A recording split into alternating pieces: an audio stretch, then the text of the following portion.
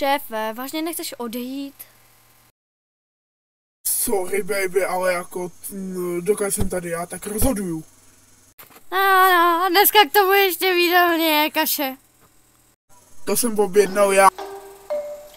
Proč jsi mě řekl, kdy děláš svíčkou? Vždyť je lepší.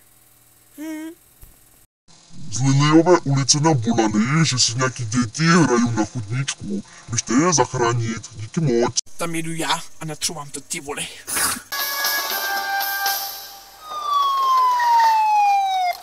To vážně kvůli tobě nemůžu být doma?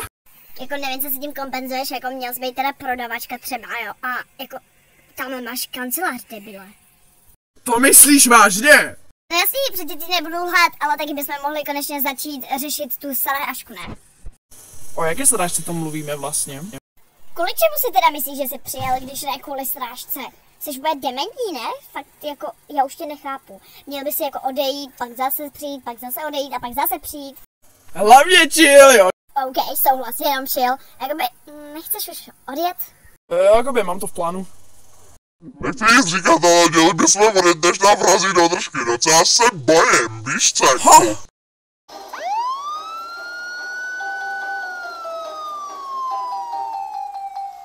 Já jsem se ho procupala, on byl úplně zlý, on mě vytáhl kudlo a byl úplně...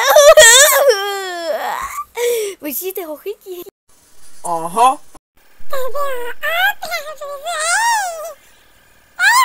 A jako nemáš třeba fotečku jako popis, chápeš, víš co? On sem pak přišel a řekl, že si mě vezme za manželku, že já ho nechci. Tak mám řešení, vezmu si tě já.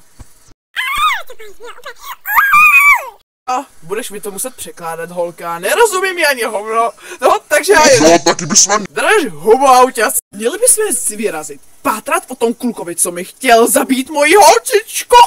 No, takže jako jestli to s ním věřím, tak mu napálím. Představte si, že ten fakír mi chtěl zabít holku, chápete to? Už si našel ty kamery, ty vole.